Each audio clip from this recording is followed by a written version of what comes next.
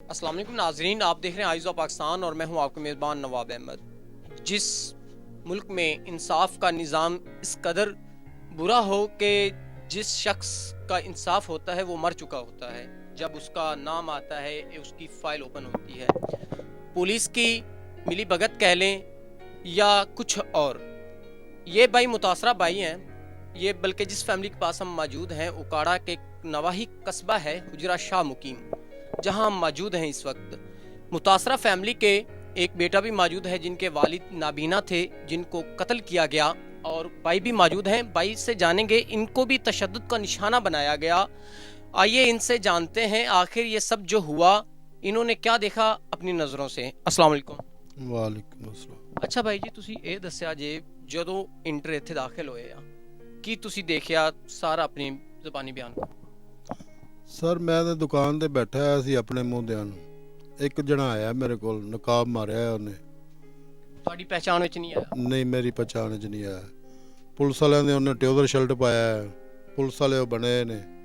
ਮੈਨੂੰ ਆ ਕੇ ਕਹਿੰਦੇ ਨੇ ਤੁਸੀਂ ਇਹ ਨਜਾਇਜ਼ ਫਰੋਸ਼ ਹੋ। ਮੈਂ ਕਿਹਾ ਨਹੀਂ ਯਾਰ, ਤੈਨੂੰ ਗਲਤਫਹਿਮੀ ਹੁੰਦੀ ਪਈ। ਕਹਿੰਦਾ ਨਹੀਂ, ਤੁਸੀਂ ਨਜਾਇਜ਼ ਫਰੋਸ਼ ਹੋ, ਤੁਸੀਂ ਇਹ ਜਰਾਇਮ ਕਰਦੇ ਹੋ, ਉੱਤੋਂ ਝੂਠ ਬੋਲਦਾ ਪਿਆ। ਮੈਂ ਕਿਹਾ ਨਹੀਂ ਯਾਰ, ਤੇਰੀ ਮਿਹਰਬਾਨੀ, ਮੈਂ ਤੂੰ ਕੀ ਚਾਹੁੰਦਾ ਕੀ ਹੈ? ਕਹਿੰਦਾ ਖੜਾ ਹੋ ਜਾ। ਮੈਂ ਖੜਾ ਹੋ ਗਿਆ। ਕਹਿੰਦਾ ਜੀ ਮੇਰੇ ਨਾਲ ਗੱਡੀ ਆਈ ਖਲੋਤੀ ਥਾਣਿਓ ਪੁਲਿਸ ਦੀ, ਅਸੀਂ ਤੁਹਾਡੇ ਤੋਂ ਪੂਰਾ ਘਰ ਚੈੱਕ ਕਰਨਾ, ਤਲਾਸ਼ੀ ਲੈਣੀ। ਤੁਸੀਂ ਕੀ ਕਿਹਾ? ਮੈਂ ਕਿਹਾ ਸਰ ਜੋ ਮਰਜ਼ੀ ਕਰੋ ਜੀ, ਤਲਾਸ਼ੀ ਲੈ ਲਓ। ਮੈਂ ਕਿਹਾ ਜੀ ਅਸੀਂ ਇਹ ਬੰਦੇ ਹੀ ਨਹੀਂ ਹੈਗੇ, ਮਾੜੇ ਬੰਦੇ ਆ, ਮਜ਼ਦੂਰ ਆਦਮੀ, ਮੈਂ ਸੇਲਮੈਨ ਨਹੀਂ ਕਰਨਾ। ਮੈਂ ਕਿਹਾ ਅਸੀਂ ਆਦੀ ਰੋਜ਼ੀ ਕਮਾ ਕੇ ਖਾਂਦੇ ਹਾਂ। ਮੈਂ ਕਿਹਾ ਐਸਾ ਕੋਈ ਚੱਕਰ ਨਹੀਂ। ਕਹਿੰਦਾ ਖੜਾ ਹੋ ਜਾ। ਮੈਂ ਖੜਾ ਹੋ ਗਿਆ। ਉਹਨੇ ਕਿਹਾ ਥੋੜਾ ਪਿੱਛੇ ਹੋ ਜਾ। ਮੈਂ ਪਿੱਛੇ ਹੋਇਆ ਤੇ ਉਹਨੇ ਜਨਾਬ ਅੱਗੋਂ ਸ਼ਟਰ ਥੱਲੇ ਸੱਟਿਆ। ਸਾਡੇ ਦਰਵਾਜ਼ੇ ਦੇ ਤਰਫੋਂ ਅੰਦਰ ਆ ਗਏ ਨੇ 4 ਬੰਦੇ। ਅੰਦਰ ਆਏ ਨੇ, ਉਹ ਮੇਰੇ ਤੋਂ ਪਹਿਲੇ, ਮੈਂ ਹਲੇ ਦੁਕਾਨ 'ਚੋਂ ਬਾਹਰ ਨਹੀਂ ਨਿਕਲਿਆ, ਉਹ ਪਹਿਲੇ ਹੀ ਅੱਗੇ ਆ ਕੇ ਖਲੋ ਗਿਆ ਮੇਰੇ। ਉਹਨਾਂ ਨੇ ਮੇਰੇ ਬੱਚਿਆਂ ਨੂੰ, ਬੀਵੀ ਨੂੰ, ਸਾਰਿਆਂ ਨੂੰ ਅੱਗੇ ਲਾ ਲਿਆ। ਉਹਨਾਂ ਇਸ ਕਮਰੇ ਲੈ ਆਂਦਾ ਸਾਨੂੰ।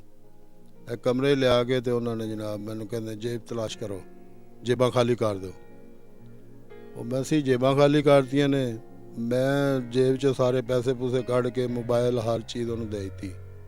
ਉਹ ਬੇਟੇ ਮੇਰੇ ਨੇ ਵੀ ਪੈਸੇ ਪੂਸੇ, ਉਹਦੇ ਕੋਲ ਵੀ 10-12 ਹਜ਼ਾਰ ਰੁਪਇਆ ਸੀ ਸੇਲ ਦਾ, ਉਹਨੇ ਵੀ ਦੇ ਦਿੱਤਾ। ਮੇਰੇ ਕੋਲ ਵੀ। ਤੁਹਾਡੇ ਬਾਈ ਨੂੰ ਫਾਇਰ ਲੱਗਾ, ਤੁਸੀਂ ਮੌਕੇ ਤੇ ਮੌਜੂਦ ਸੀ? ਹਾਂਜੀ ਮੈਂ ਮੌਜੂਦ ਸੀ। ਆਪਣੀ ਅੱਖਾਂ ਨਾਲ ਦੇਖਿਆ? ਹਾਂਜੀ ਬਿਲਕੁਲ। ਤੇ ਤੁਸੀਂ ਬਾਕੀ ਵੀ ਕਹਿ ਰਹੇ ਹੋ ਕੁਝ ਔਰਤਾਂ ਵੀ ਮੌਜੂਦ ਨੇ ਜਿਨ੍ਹਾਂ ਨੂੰ ਫਾਇਰ ਲੱਗੇ, ਸ਼ਰੇ ਲੱਗੇ ਆ, ਉਹਨਾਂ ਦੀ ਕੀ ਸੂਰਤ ਹਾਲ? ਉਹਨਾਂ ਦੀ ਬਹੁਤ ਬੁਰੀ ਸੂਰਤ ਹਾਲ ਹੈ। ਇਸ ਟਾਈਮ ਮੇਰੀ ਬੀਵੀ ਹੈ, ਉਹਨੂੰ 3 ਫਾਇਰ ਲੱਗੇ ਨੇ ਪੱਟ 'ਚ, ਹੱਡੀ ਉਹਨਾਂ ਦੀ ਬਿਲਕੁਲ ਫ੍ਰੈਕਚਰ ਹੋ ਗਈ ਹੈ। ਇਲਾਜ ਕਿਸ ਤਰ੍ਹਾਂ ਕੀਤਾ ਜਾ ਰਿਹਾ ਹੈ ਹਕੂਮਤ ਦੀ ਤਰਫ? ਹਕੂਮਤ ਦੀ ਤਰਫੋਂ ਇਲਾਜ ਕੀ ਹੋਣਾ ਹੈ ਜੀ? ਉਹ ਪਹਿਲੇ ਇੱਥੇ ਦੀਪਾਲਪੁਰ ਗੁਜਰੇ ਲਗਾਇਆ, ਇਹਨਾਂ ਨੇ ਦੀਪਾਲਪੁਰ ਭੇਜਤਾ, ਦੀਪਾਲਪੁਰ ਵਾਲਿਆਂ ਉਕਾੜੇ ਭੇਜਤਾ। ਉਕਾੜੇ 2-3 ਦਿਨ ਰੱਖ ਕੇ ਹੁਣ ਉਹਨਾਂ ਨੇ ਕਿਹਾ ਜੀ ਲਾਹੌਰ ਲੈ ਜਾਓ ਜੀ। ਇਸ ਟਾਈਮ ਜ਼ਿੰਦਗੀ ਤੇ ਮੌਤ ਦੀ ਕਸ਼ਮਕਸ਼ ਦੇ ਅੰਦਰ? ਹਾਂਜੀ ਬਿਲਕੁਲ ਇਸ ਤਰ੍ਹਾਂ ਜੀ, ਕਸ਼ਮਕਸ਼ ਦੇ ਵਿੱਚ। ਤੇ ਸੁਣਿਆ ਹੈ ਕਿ ਮੌਕੇ ਤੇ ਜਦੋਂ ਡੀਪੀਓ ਡੀਐਸਪੀ ਸਾਹਿਬ ਆਏ ਨੇ, ਉਹਨਾਂ ਨੇ ਤੁਹਾਡੀ ਦਾਦ ਰਸੀ ਕਰਨ ਦੀ ਬਜਾਏ, ਤੁਹਾਨੂੰ ਦਿਲਾਸਾ ਦੇਣ ਦੀ ਬਜਾਏ, ਉਲਟਾ ਤੁਹਾਡੇ ਤੇ ਪ੍ਰੈਸ਼ਰਾਈਜ਼ ਤੁਹਾਨੂੰ ਕੀਤਾ। ਕਿਉਂ ਕੀਤਾ? ਬਸ ਜੀ ਉਹ ਆਏ ਨੇ, ਉਹਨਾਂ ਨੇ ਕਿਹਾ ਜੀ ਲਾਠੀ ਚਾਰਜ ਕਰੋ ਜੀ, ਇਹਨਾਂ ਨੂੰ ਬਾਹਰ ਨਿਕਾਲੋ, ਸਾਰਿਆਂ ਨੂੰ ਇੰਝ ਕਰ ਦਿਓ, ਇਹ ਕਰ ਦਿਓ, ਉਹ ਕਰ ਦਿਓ। ਉਹਨਾਂ ਨੇ ਸਾਡਾ ਕੋਈ ਧਿਆਨ ਹੀ ਨਹੀਂ ਉਹਨਾਂ ਨੇ ਕੀਤਾ ਬੰਦਿਆਂ ਨੂੰ। ਉਹ ਬਲਕਿ ਸਾਡੇ ਅਜ਼ੀਜ਼ ਨੇ ਸਾਰੇ ਜੋ ਆਏ ਨੇ, ਸਾਡੇ ਆਪਣੇ ਇੱਥੇ 10-15 ਘਰ ਨੇ, ਸਾਰੇ ਉਹ ਹੀ ਮੌਜੂਦ ਸਨ, ਕੁਝ ਗੈਰ ਵੀ ਸਨ, ਮਹੱਲੇ ਵਾਲੇ ਵੀ, ਇਹ ਉਹ। ਉਹਨਾਂ ਨੇ ਕਿਹਾ ਜੀ ਸਾਰੇ ਬਾਹਰ ਹੋ ਜਾਓ, ਲਾਠੀ ਚਾਰਜ ਕਰੋ ਇਹਨਾਂ ਤੇ। ਹੁਣ ਤੁਸੀਂ ਕੀ ਚਾਹੁੰਦੇ ਹੋ, ਤੁਹਾਨੂੰ ਕਿਸ ਹੱਦ ਤੱਕ ਇਨਸਾਫ ਦਿੱਤਾ ਜਾਵੇ? ਤਾਂ ਇਹੀ ਚਾਹੁੰਦੇ ਜੀ, ਸਾਨੂੰ ਇਨਸਾਫ ਮਿਲਣਾ ਚਾਹੀਦਾ ਜੀ। ਬਸ ਜਿਹੜਾ ਸਾਡਾ ਭਾਈ ਟੁਰ ਗਿਆ, ਉਹਦਾ ਇਨਸਾਫ ਮਿਲਣਾ ਚਾਹੀਦਾ बस। नाज़रीन, जो जिस भाई नबीना शख्स का, बूढ़ा शख्स था जिसका कत्ल किया गया, इसी कमरे में ये सब वाक़या हुआ है। तो मैं उनके बेटे से भी पूछना चाहूँगा कि अब वो क्या चाहते हैं। जो मुलाजिम हैं, पब्लिक सर्वेंट हैं, वो हमारे ही टैक्स से वो सैलरियाँ लेते हैं, तो उल्टा इनकी दाद रसी करने के बजाय इतना बड़ा जुल्म हुआ, ज़्यादती हुई इनके साथ। इनकी दाद रसी करने के बजाय साहब कहते हैं कि अगर ये यहाँ से बाहर नहीं जाते तो आप इन पे लाठी चार्ज करें। इनका क्या गलती थी? क्या इनके वालिद साहब को कत्ल कर दिया गया? ये इनकी गलती है जिसकी वजह से उस साहब ने ये अल्फाज इनको कहे। उनका जो मेन एक मुद्दा या एक मकसद था वो यही था कि वो अपनी मर्जी से, यानी कि उनको भाग दौड़ न करनी पड़े, उनको इस केस में मजीद जो है इन्वेस्टिगेशन न करनी पड़े, यानी कि अपनी जान छुड़वाने के लिए वो अपनी मर्जी की दफात लगवाना चाहते थे। लेकिन जो अहले इलाका हैं हुजूरा शाह मुकीम के जो सहाफ़ी भाई थे, उनकी एक कुर्बानी है समझ लें, उनकी एफर्ट की वजह से वो दफात लगी जो हकीकत पर मबनी थी। डकैती की भी दफात लगी, कत्ल की और 324 की भी दफात लगी। तो आइए उनके बेटे से पूछते हैं क्या अब वो चाहते हैं, और जब डीएसपी साहब और डीपीओ साहब मौजूद थे मौके पे, और उन्होंने इनसे क्या कहा। अस्सलाम वालेकुम जी। वालेकुम अस्सलाम। अच्छा भाई ये दसा जे ਜਦੋਂ ਡੀਐਸਪੀ ਸਾਹਿਬ ਔਰ ਡੀਪੀਓ ਸਾਹਿਬ ਆਏ ਨੇ ਮੌਕੇ ਤੇ, ਤੁਹਾਨੂੰ ਮਿਲੇ ਨੇ, ਤੁਹਾਡੇ ਕੋਲ ਉਹਨਾਂ ਨੇ ਸਾਰੀ ਸੂਰਤ ਹਾਲ ਪੁੱਛੀ ਆ, ਤੇ ਉਸ ਟਾਈਮ ਕੀ ਕਹਿੰਦੇ ਸੀ ਤੁਹਾਨੂੰ? ਬਸ ਮੇਰੇ ਬੱਚੇ ਵੀ ਅੰਦਰ ਹੈ ਸਨ, ਮੇਰੀ ਵਾਲਦਾ ਵੀ ਅੰਦਰ ਸੀ, ਸਾਰੇ ਰੋ ਰਹੇ ਸਨ, ਲੇਕਿਨ ਉਹ ਕਹਿੰਦਾ ਸੀ ਸਾਰੇ ਬਾਹਰ ਚਲੇ ਜਾਓ ਨਹੀਂ ਤਾਂ ਤੁਹਾਡੇ ਤੇ ਲਾਠੀ ਪ੍ਰਵਾਜ਼ ਕੀਤੀ।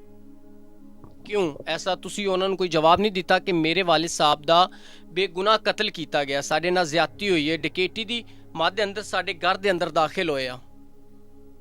ਬਸ ਜੀ ਉਹ ਕਹਿੰਦੇ ਸਨ ਆਪਣੀ ਜਾਨ ਛਡਾਉਣਾ ਚਾਹੁੰਦੇ ਸਨ, ਉਹ ਕਹਿੰਦੇ ਸਨ ਸਾਡੇ ਮਤਲਬ ਦਾ ਪਰਚਾ ਹੋਣਾ ਚਾਹੀਦਾ, ਲੇਕਿਨ ਉਹ ਸਾਨੂੰ ਉਲਟਾ ਬੁਰਾ ਭਲਾ ਕਹਿੰਦੇ ਸਨ। ਲੇਕਿਨ ਜੋ ਸਾਡੇ ਸਾਫੀ ਭਾਈ ਸਨ ਉਹਨਾਂ ਦੀ ਆਵਾਜ਼ ਨਾਲ ਅਸੀਂ ਥੋੜਾ ਜਿਹਾ ਪਰਚਾ ਆਪਣੀ ਸਪੋਰਟ ਤੇ ਕਰਾਇਆ, ਲੇਕਿਨ ਮੈਨੂੰ ਇਹ ਹੌਸਲਾ ਦੇ ਕੇ ਗਏ ਨੇ ਕਿ 2-3 ਦਿਨ ਦੇ ਅੰਦਰ ਅੰਦਰ ਤੁਹਾਨੂੰ ਅਸੀਂ ਬੰਦੇ ਲੱਭ ਕੇ ਦੇਵਾਂਗੇ, ਵਰਨਾ ਅਜੇ ਤੱਕ ਕੁਝ ਵੀ ਨਹੀਂ ਹੋਇਆ ਭਾਈ। ਅੱਛਾ ਬਾਬਾ ਜੀ, ਤੁਸੀਂ ਦੱਸਿਆ ਜੇ ਸਾਰੀ ਸੂਰਤ ਹਾਲ, ਤੁਸੀਂ ਫੈਮਿਲੀ ਮੈਂਬਰ ਜੇ ਉਹਨਾਂ ਦੇ, ਕੀ ਦੇਖਦੇ ਹੋ ਕਿ ਤੁਹਾਨੂੰ ਕਿਸ ਹੱਦ ਤੱਕ ਇਨਸਾਫ ਮਿਲੇਗਾ ਇਸ ਕੇਸ ਦੇ ਵਿੱਚ?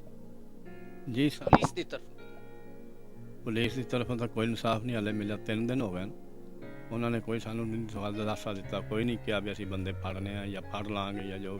ਸਾਨੂੰ ਤਾਂ ਇਹ ਚਾਹੀਦਾ ਕਿ ਬੰਦੇ ਫੜ ਤੇ ਸਾਡੇ ਸਾਹਮਣੇ ਲਿਆਉਣ, ਔਰ ਸਾਹਮਣੇ ਸਾਡੇ ਪੈਰ ਮਾਰਨਾ ਚਾਹੀਦਾ, ਕਿਉਂਕਿ ਸਾਡਾ ਭਾਈ ਬਹੁਤ ਹੋ ਗਿਆ, ਉਹ ਤਾਂ ਜੀਂਦਾ ਨਹੀਂ, ਲੇਕਿਨ ਉਹ ਬੰਦੇ ਜਿਹੜੇ ਸਾਨੂੰ ਮਾਰ ਗਏ ਨੇ ਉਹਨਾਂ ਨੂੰ ਲਿਆ ਕੇ ਸਾਡੇ ਸਾਹਮਣੇ ਪੈਰ ਮਾਰਿਆ ਜਾਵੇ, ਕਤਲ ਕੀਤਾ ਜਾਵੇ।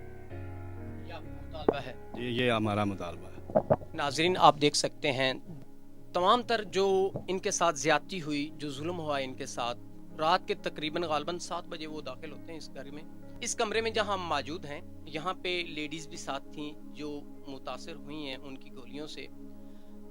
लेकिन मैं उन जिन्होंने ये वाक़या किया उन बेगैरतों से भी ये पूछना चाहता हूँ कि चंद पैसों के खातिर, या तो इसमें कोई और ही चीज़ें नज़र आती हैं, लेकिन अगर पुलिस एक मेरिट पे इस चीज़ की इन्वेस्टिगेशन करे, इस केस की इन्वेस्टिगेशन करे, तो मज़ीद कुछ और बातें भी मंजर आम पे आएंगी।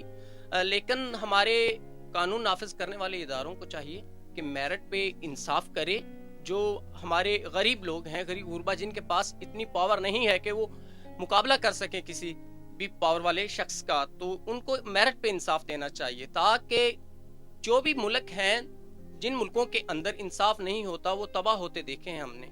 और हमारी जो एक अदलिया इंसाफ करने वाले इदारों का भी यही हाल है कि वो वक्त पे इंसाफ नहीं करते, जिसकी वजह से हमारे मुआशरे में दिन ब दिन जो एक कत्लो गारत जो है बढ़ती जा रही है। आए रोज़ हम ऐसे केसेस करते हैं कि कत्लो गारत है, पुलिस क्या कर रही है, किस चीज के पैसे लेते हैं। अगर गरीब बंदा चला जाए रोड पे, उससे पूछा जाता है जी आपके पास कॉपी क्यों नहीं है, आप किस वजह से आए हैं जी, उसे रोड पे जाने का भी पाबंदी लगा दी जाती है, उससे पैसे लिए जाते हैं। और अगर कोई कमीना शख्स गाड़ी में जाए उसी को सलूट मारते हैं ये।